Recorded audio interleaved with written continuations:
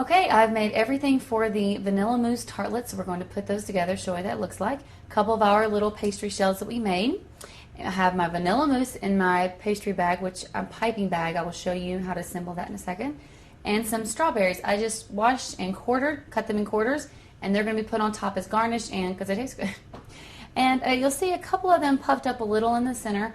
And I really want the mousse to go down the bottom, so I just kind of use my fingernail and just cracked the top layer, puffy layer. Don't go all the way through to the bottom, obviously. You don't want it to be a big hole, but if it does that, sometimes they poof out, sometimes they don't. If they don't, then it's perfect. If so, just, crack the top layer so just so you can get the mousse all the way down in there. It's fine.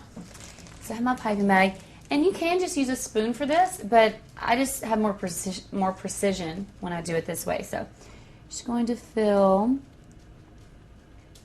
your little tartlet with as much or little of this stuff as you want. Move around a little bit.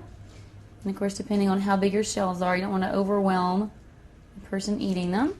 See how easy that just went into the pastry shells instead of using a spoon? But again, whatever you prefer, you're just going to set that up. And then take my strawberries. And you can arrange however you like. I just stick that point down into the mousse, just like that. Get some other pointy ones.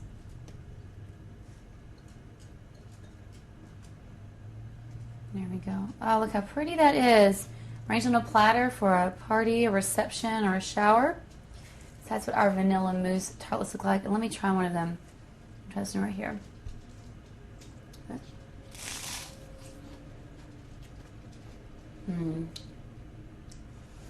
The pastry sheets are they're so light. Using that cooking spray really helped. They're super light. It goes really well with the mousse, which is really creamy actually. And really, I'd tell you the truth, I really want this strawberry with the mousse. That's perfect. These came out great. Let's check on our Zabaglione tarts.